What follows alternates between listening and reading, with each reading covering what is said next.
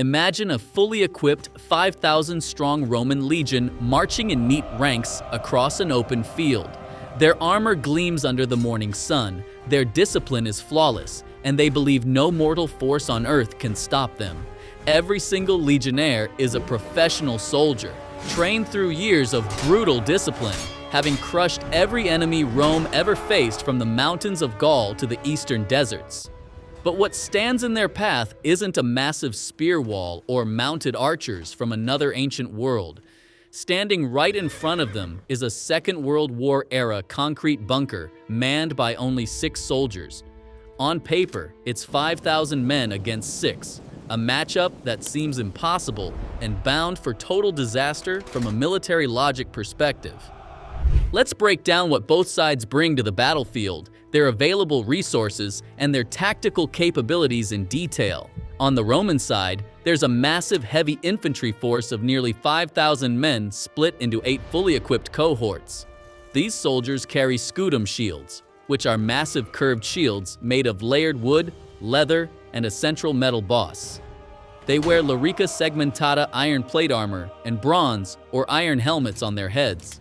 For close combat, they have sharp gladius swords, and for disrupting enemy ranks, they carry heavy throwable pilum javelins. Behind the army, heavy siege engines like ballistas and catapults are deployed, capable of launching heavy stones and giant bolts used in city sieges. On the other side stands a reinforced concrete pillbox bunker, a marvel of modern military engineering. The walls of this bunker are over 2 meters thick, lined with steel mesh reinforced concrete and completely immune to all arrows, spears, and even giant stones thrown by ancient catapults. The 6-man crew inside possesses a high rate of fire heavy machine gun as their primary firepower, 4 bolt-action infantry rifles for long-range precision shots, submachine guns for close-quarters trench defense, fully loaded handguns in their holsters, crates full of hand grenades to hunt enemies approaching the bunker walls, and thousands of rounds of ammunition. Now, let's analyze the balance of ammunition and manpower on the field with simple math.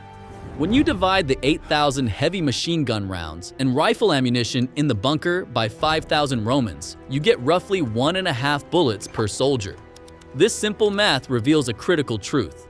If the bunker crew pulls the trigger and sprays bullets randomly without aiming, all their ammo runs out in less than 10 minutes, leaving them completely defenseless. That is why every single round fired and every burst sprayed by the commander and marksman inside the bunker must be calculated to the micron. Spraying randomly means instant defeat. The engagement begins at a distance of about 800 meters. The 5,000-strong Roman legion advances toward the bunker at a steady and confident pace in a triplex aces formation, which means 3 lines of shoulder-to-shoulder shield walls.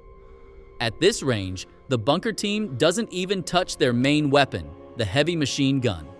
To save ammo and strike the first psychological blow, the rifle marksmen step in. The soldiers look through the narrow firing slits, adjust their rifle sights, and pick their targets directly. The marksmen's first targets are not ordinary legionnaires, but the centurion officers walking ahead of the ranks, holding command. In Roman military tradition, officers wore massive transverse horsehair crests on their helmets. These crests were designed so their own troops could easily spot the commander on an ancient battlefield. But for a modern marksman, it is no different than carrying a giant target on top of your head. The riflemen start pulling the triggers one by one. High-caliber rifle rounds, flying from hundreds of meters away, drop the centurion officers before they even realize what hit them. Taking out the command chain in the very first minutes creates serious confusion and hesitation in the Roman ranks before the main engagement even starts. Despite losing their officers, the Roman advance doesn't stop, and the distance drops down to 500 meters. At this critical threshold, the heavy machine gun in the bunker's main firing slit finally roars to life. The weapon has a fire rate of over 1,000 rounds per minute, and the steel core bullets leaving the barrel reach an insane speed of over 800 meters per second. A Roman scutum shield is an absolute engineering marvel against arrows, spears, and sword strikes. But it offers zero protection against modern full metal jacket rifle rounds. The moment the machine gun fire starts, even the sound itself is a catastrophe beyond what an ancient mind can comprehend. Bullets punch through wooden and iron shields, the chest armor behind them, and the bodies of the legionnaires effortlessly. Within seconds, hundreds of legionnaires are shredded and drop to the ground, while the rear ranks trip over the corpses in front and tumble over each other. The testudo tortoise formation, which the Romans considered unbreakable for centuries, shatters like a thin cracker under relentless waves of kinetic energy. However, the Roman army is not a horde of undisciplined barbarians or a tribe that flees at the first shock. Surviving officers and veteran soldiers instantly realize that staying directly in the line of fire of this invisible, noisy enemy means absolute death. With the blast of horn calls, the front ranks of legionnaires pull back in an orderly fashion, stepping out of the machine gun's direct line of sight and effective range. Retracting about 600 meters back into the safe zone, the Roman command hierarchy begins assessing the situation to figure out what this concrete box is and how it operates. When Roman scouts examine the bunker's firing slit from a distance, they spot a critical tactical vulnerability. Due to its design, the bunker's machine gun slit only provides a 60-degree field of view and fire. This means there are massive blind spots to the right, left, and directly behind this concrete box. The weapon simply cannot physically swivel to those angles. Instead of running back into the kill zone across open ground, the Romans switch to what they do best.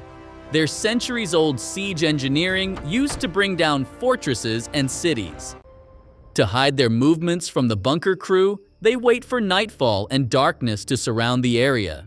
Once night falls, thousands of legionnaires advance into the blind spots outside the bunker's line of fire, carrying pickaxes and shovels, and begin digging deep trenches.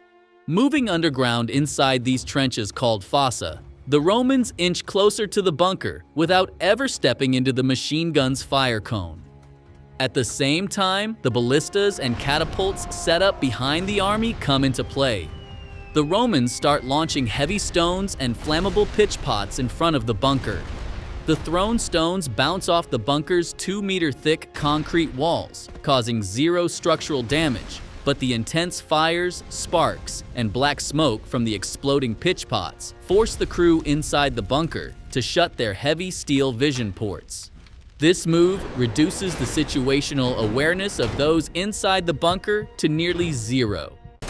Inside the bunker, things start spiraling out of control. Due to continuous bursts of fire, the barrel of the heavy machine gun heats up near its melting point.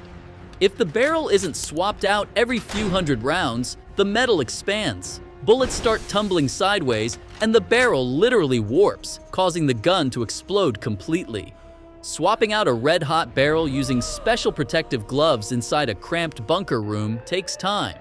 On top of that, burning thousands of rounds inside a closed concrete room generates massive amounts of toxic carbon monoxide and gunpowder fumes. Even if there is a ventilation fan in the bunker, the air inside quickly turns into a hot, dense, and unbreathable hell. The Romans continue digging their trenches, eventually managing to reach the outer base walls of the bunker by moving through the blind spots. The heavy machine gun mounted on the front wall lacks a steep enough downward angle to hit someone pressed directly against the bunker wall. Some of the legionnaires try climbing the bunker's outer walls, thrusting swords and spears through the slits to neutralize those inside. However, modern bunker engineers had calculated such infiltration scenarios years in advance. Small, angled steel pipes are built right into the bunker walls. These pipes, called grenade chutes, are designed specifically for this situation. A soldier inside pulls the pin of a hand grenade and drops it down the chute. Sliding down by gravity, the hand grenade rolls out of the hole at the base of the outer wall and detonates right at the feet of the Romans leaning against the building. The shockwave and shrapnel bouncing off the concrete wall inflict devastating casualties on the tightly packed Roman groups in the blind spot.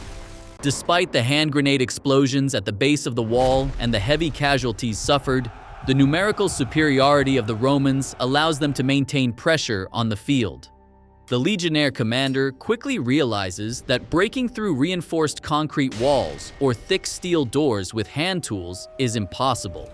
So they switch tactics and send hundreds of troops up onto the bunker's flat roof. Climbing onto the roof, the legionnaires discover the steel ventilation pipes and air intake vents sticking out of the concrete. Realizing that trying to chop these pipes down with axes or swords is a waste of time, the Romans gather wet grass, mud, wood, and damp animal hides from the area, piling them directly over the ventilation vents. Then, they set the pile on fire. The thick, suffocating, and toxic smoke generated by this wet and muddy pile trapped over the vents begins getting sucked directly inside by the bunker's own intake system. Within minutes, the air vents get completely clogged, filling the inside with pure smoke. Once the fresh air flow is completely cut off, the inside of the bunker becomes unlivable within minutes. The soldiers start coughing violently. The 6-man crew is forced to abandon the main weapon room and the heavy machine gun. They step outside, holding a white flag to surrender. Showing them mercy is now entirely up to the discretion of the Roman soldiers. If you enjoyed the video, you can check out our similar videos by clicking on the playlist on the screen. Don't forget to share your thoughts with us in the comments and write which two forces you want to see go head-to-head in the next video. Make sure to like the video and subscribe to the channel for more content like this. See you in the next video.